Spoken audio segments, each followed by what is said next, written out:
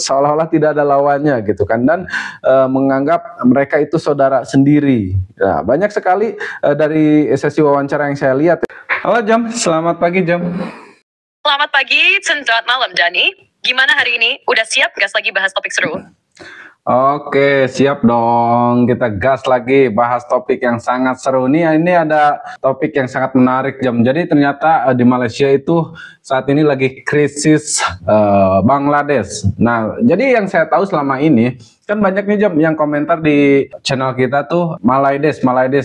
Aku pikir itu tuh semacam ejekan untuk bangsa Malaysia. Ternyata Malaides itu, sorry ya, ini saya baru tahu ternyata memang ada komunitas Bangladesh yang ada di Malaysia menyebut dirinya adalah Malaides atau Malaysia Bangladesh gitu kan, persatuan antara Malaysia dan juga Bangladesh. Nah ini saya baru tahu infonya itu tadi Jam, dan ternyata saking banyaknya warga Bangladesh yang ada di Malaysia itu hampir susah dibedakan kalau kita berkunjung ke sana. Mungkin kalau kita datang ditutup matanya tiba-tiba dibuka sudah ada di Malaysia, kita gak bakalan bisa bedain kayaknya itu tuh lagi di Malaysia atau di Bangladesh.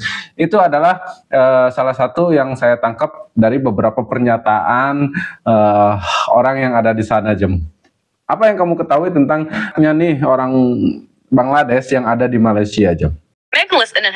Komunitas Bangladesh di Malaysia sangat besar berpengaruh. Menurut perkiraan, jumlah mereka mencapai sekitar 800.000 orang pada tahun 2024. Namun, saya tidak menemukan informasi spesifik mengenai protes atau kemarahan dari komunitas Bangladesh di Malaysia terkait isu tertentu. Sebaliknya, mereka aktif dalam berbagai organisasi, seperti Malaysia Bangladesh Forum Association, yang bertujuan untuk menghubungkan warga Bangladesh di Malaysia dan mempromosikan budaya mereka.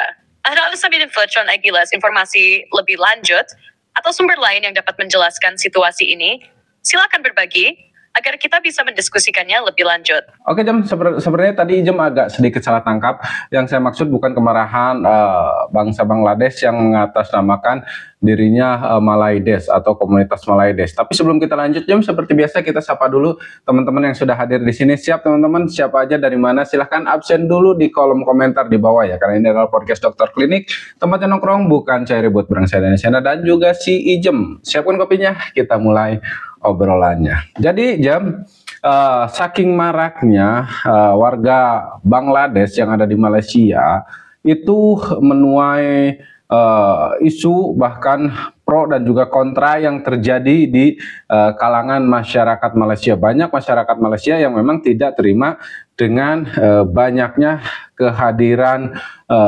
bangsa Bangladesh ini dengan berbagai macam pendapat yang diberikan oleh rakyat Malaysia.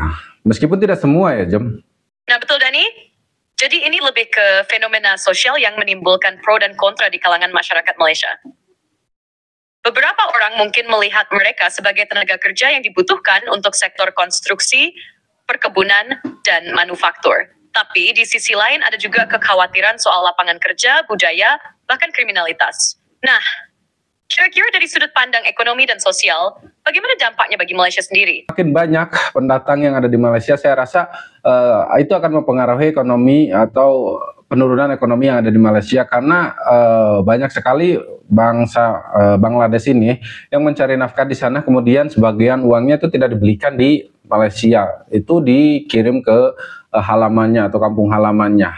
Meskipun sebenarnya mungkin itu permasalahan itu tidak terlalu besar ya Jem, karena mau tidak mau bangsa Bangladesh pun di Malaysia ini mereka juga memberikan kontribusi untuk perekonomian Malaysia. Tapi itu adalah sebagian yang dikhawatirkan oleh bangsa Malaysia yang memang tidak berkenan Bangladesh berada di Malaysia. Nah, itu poin yang menarik Dani. Dari segi ekonomi, memang pekerja migran seperti Bangladesh ini punya dua sisi. Walaupun di satu sisi ini saya membantu kekurangan tenaga kerja, sekonstruksi dan perkebunan. Upah mereka yang relatif lebih rendah juga bisa menekan biaya produksi. Tapi di sisi lain, banyak uang yang mereka hasilkan tidak berputar di dalam negeri karena dikirim kembali ke Bangladesh. Ini yang disebut sebagai remittance outflow yang kalau jumlahnya besar bisa mengurangi peredaran uang dalam negeri Malaysia. Ini selain itu, tanda sedampak di sektor tenaga kerja lokal. Beberapa warga Malaysia khawatir kalau keberadaan pekerja asing ini menekan upah mereka atau mengurangi peluang kerja bagi warga lokal. Apalagi kalau perusahaan lebih memilih tenaga kerja asing yang lebih murah dibanding pekerja Malaysia sendiri. Nah, ini bisa jadi salah satu faktor yang membuat sentimen terhadap pekerja asing makin kuat. Tapi di sisi lain, kalau tiba-tiba mereka semua dipulangkan, apakah ekonomi Malaysia bisa berjalan dengan baik tanpa mereka? Wah, itu juga jadi pertanyaan dasar. Itu juga sangat bisa menjadi masalah yang sangat besar ya, Jem, kalau misalnya nggak ada tenaga kerja asing yang ada di Malaysia, karena jujur Malaysia sendiri kan tidak masyarakatnya atau warganya tidak begitu banyak gitu kan. Nah, kalau misalkan sektor-sektor tertentu yang selama ini dikerjakan oleh tenaga kerja asing, kalau misalkan dipulangkan semua, itu bisa jadi masalah yang sangat besar.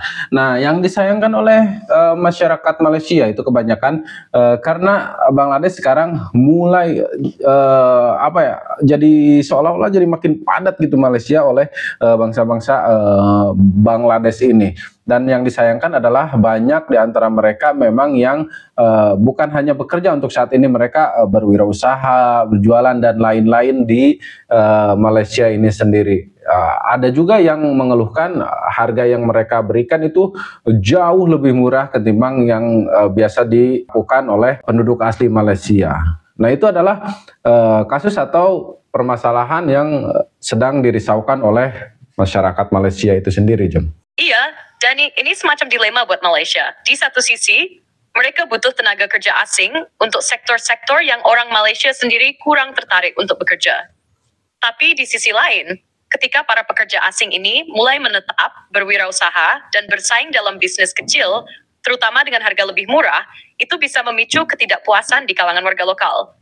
Fenomena ini sebenarnya nggak cuma terjadi di Malaysia. Banyak negeri lain juga menghadapi masalah serupa. Contohnya di Indonesia, dengan tenaga kerja dari Cina atau di Timur Tengah, dengan pekerja dari Asia Selatan.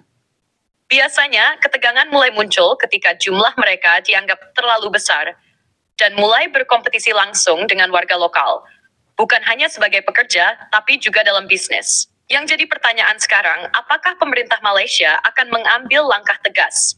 Misalnya dengan pembatasan izin kerja dan usaha bagi pendatang, atau justru membiarkan ini sebagai bagian dari dinamika ekonomi. Karena kalau dilarang terlalu ketat, bisa berdampak negatif juga ke perekonomian Malaysia sendiri.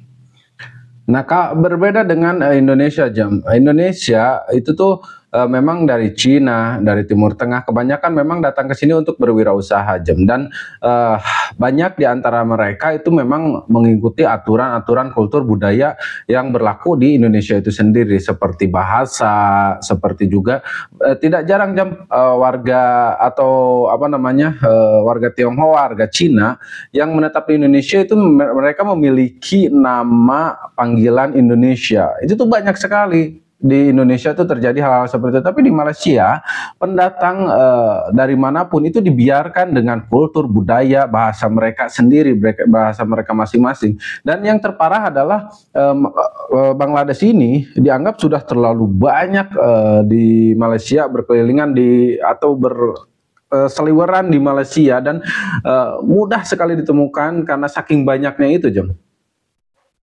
Iya, Dani, itu salah satu perbedaan besar antara Indonesia dan Malaysia dalam menangani pendatang.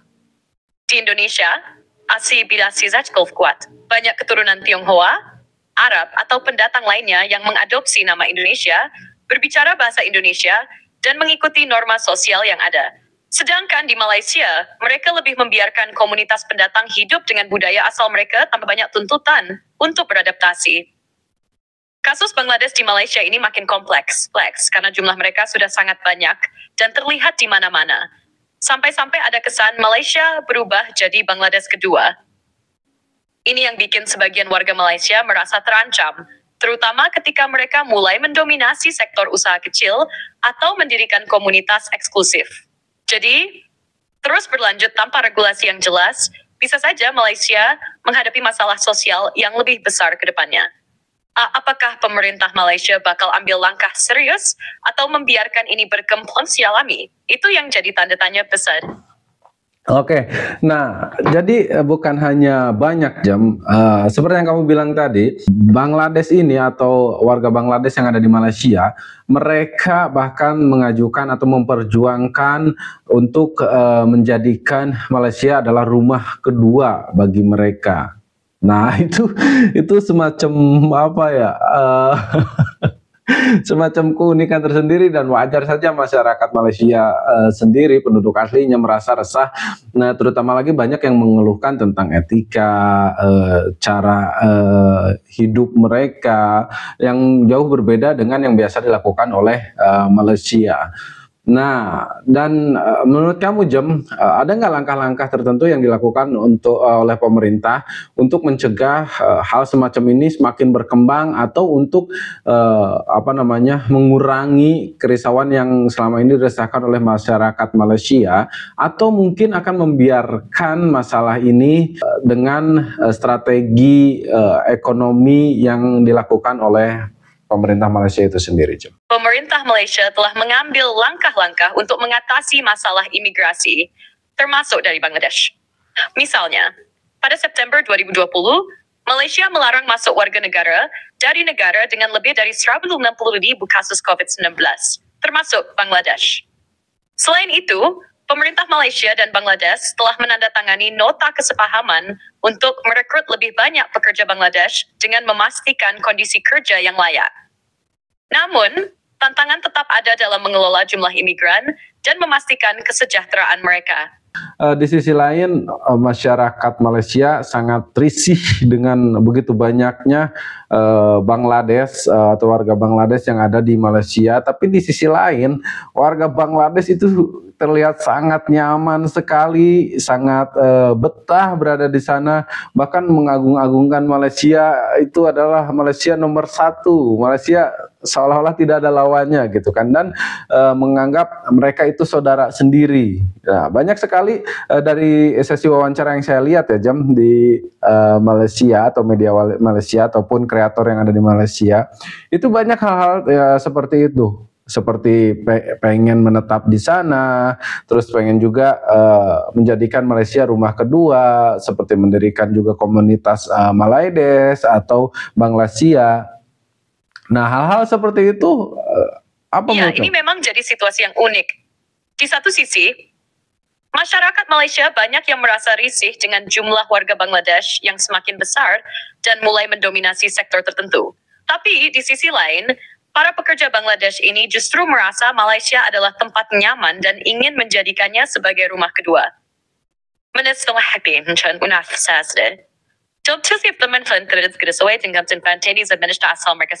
Kalau dilihat dari perspektif ekonomi dan sosial, ini bisa jadi pedang bermata dua.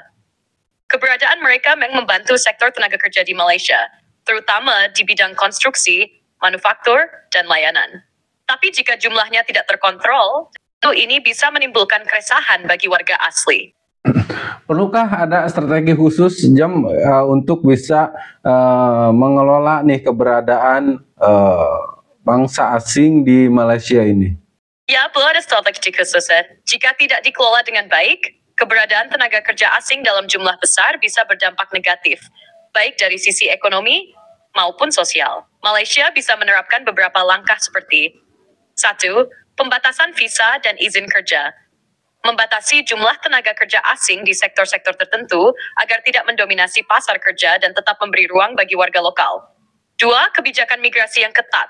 Pemerintah bisa memperketat aturan soal izin tinggal permanen agar tidak semua pendatang bisa menetap dengan mudah. 3. Integrasi sosial dan budaya. Mengedukasi tenaga kerja asing tentang budaya dan aturan di Malaysia agar mereka bisa beradaptasi lebih baik dan mengurangi gesekan sosial. 4. Pajak dan regulasi ekonomi. Jika banyak tenaga kerja asing yang berwirausaha, bisa diterapkan regulasi pajak khusus agar mereka tetap berkontribusi pada ekonomi Malaysia. Pengawasan dan menegakkan hukum.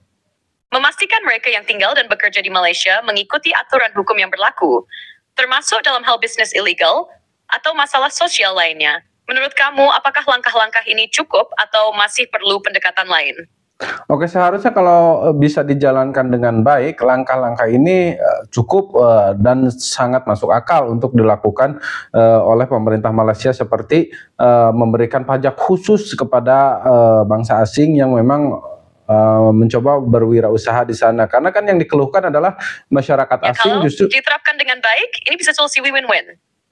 Dengan pajak khusus misalnya, bisa ada keseimbangan antara ekonomi warga lokal dan tenaga kerja asing. Tapi tantangannya, pemerintah harus memastikan kebijakan ini tidak membuat ekonomi jadi lesu atau malah mendorong praktik ilegal. Kalau melihat dari sudut pandang bisnis, kira-kira menurut kamu, apakah langkah ini justru bisa menguntungkan Malaysia dalam jangka panjang? Kalau berbicara keuntungan, ya mungkin kalau untuk negara ini adalah merupakan sebuah keuntungan gitu kan, dengan semakin banyaknya yang berwirausaha dan lain-lain gitu kan. Tapi yang dikeluhkan adalah masyarakatnya itu sendiri gitu kan. Nah, lalu bagaimana tindakan pemerintah Malaysia terhadap warga lokalnya? Apakah ada kebijakan khusus untuk warga lokal atau perhatian yang lebih lagi terhadap warga lokal? Nah, kan itu yang diinginkan oleh masyarakat Malaysia itu Iya, sendiri. kalau negara sih bisa dapat untung dari pajak dan pertumbuhan ekonomi, tapi kalau rakyatnya merasa terpinggirkan, itu bisa jadi masalah sosial. Biasanya pemerintah akan kasih insentif ke warga lokal, misalnya subsidi, prioritas dalam pekerjaan, atau program pelatihan supaya mereka tetap bisa bersaing. Tapi di Malaysia sendiri, belum ada kebijakan yang benar-benar bisa menenangkan semua pihak. Malah seringkali, kebijakan yang dibuat lebih condong ke ekonomi dibanding menangani keresahan sosial. Nah, menurut kamu, harusnya pemerintah lebih condong kemana? Prioritaskan ekonomi atau tenangan sosial? Ini adalah pilihan yang sangat sulit, Jam, antara ekonomi dan juga sosial untuk masyarakat atau warga lokal ya, Jam.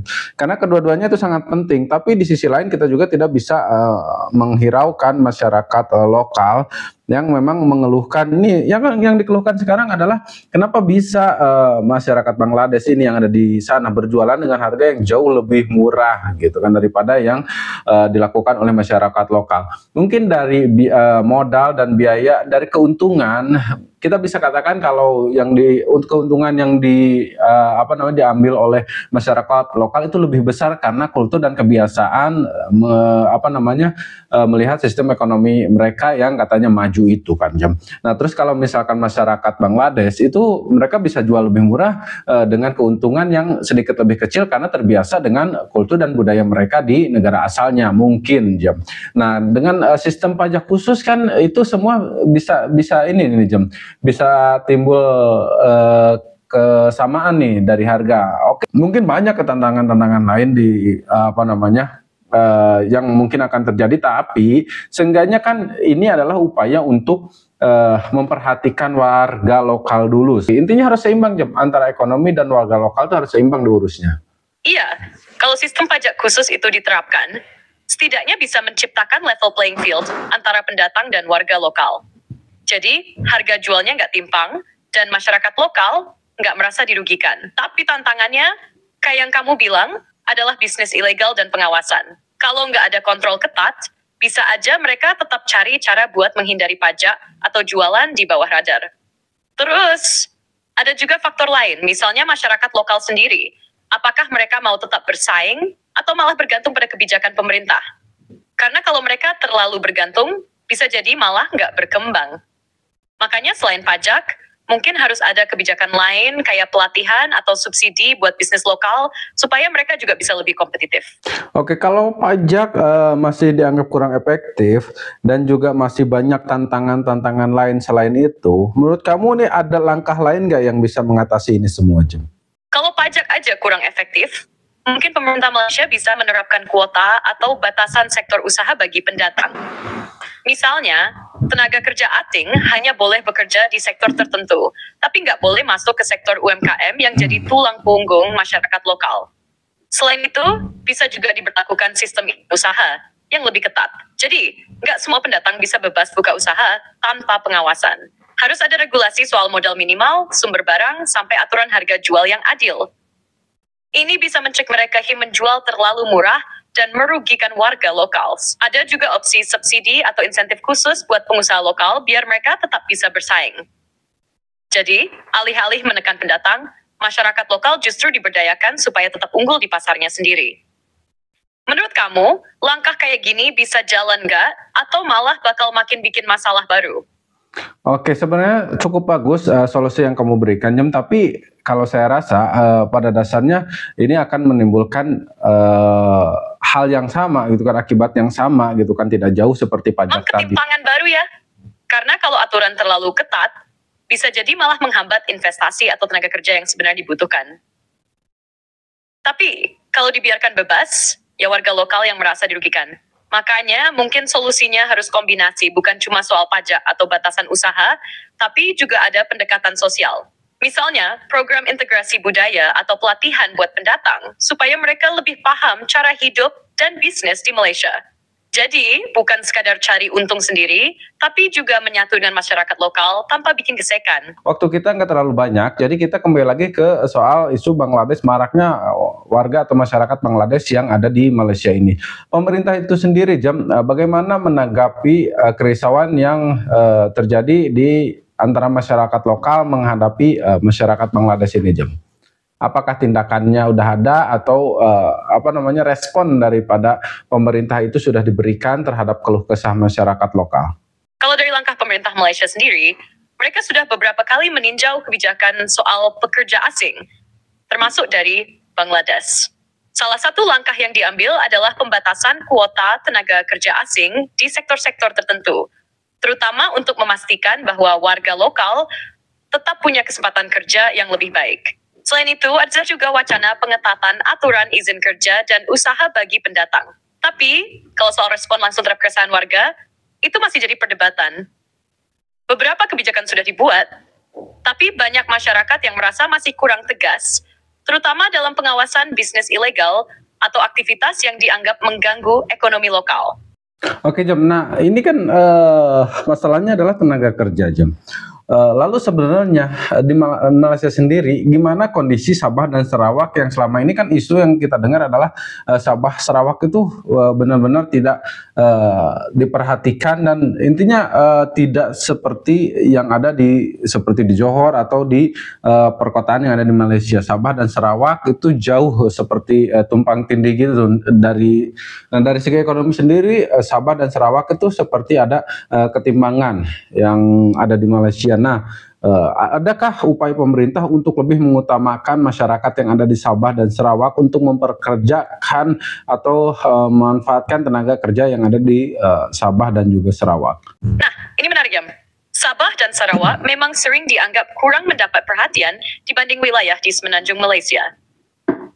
Dari segi ekonomi, kedua wilayah ini kaya akan sumber daya alam, terutama minyak dan gas, tapi banyak masyarakatnya masih merasa tertinggal dalam pembangunan infrastruktur dan lapangan kerja.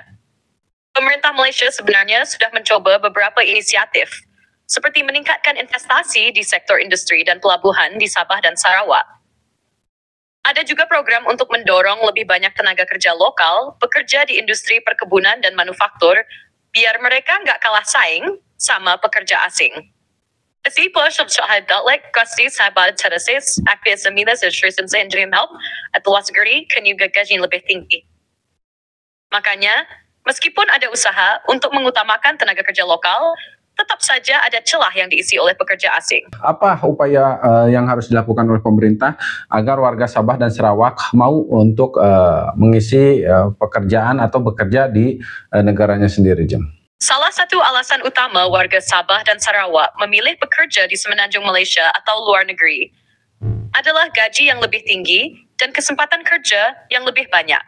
Di daerah mereka sendiri, banyak pekerjaan yang tersedia masih berkaitan dengan perkebunan, perikanan, dan industri minyak, yang meskipun menjanjikan, tetap kalah menarik dibanding sektor lain di semenanjung, seperti manufaktur, perbankan, atau jasa. Agar mereka mau bekerja di daerahnya sendiri, pemerintah harus meningkatkan insentif dan fasilitas. Misalnya, menaikkan standar gaji agar lebih kompetitif dengan semenanjung, memperbaiki infrastruktur seperti jalan, transportasi, dan jaringan internet agar industri berkembang, serta memberikan pelatihan dan pendidikan vokasi yang sesuai dengan kebutuhan industri lokal. Selain itu, menarik lebih banyak investor untuk membuka pabrik atau perusahaan di Sabah dan Sarawak juga bisa jadi solusi.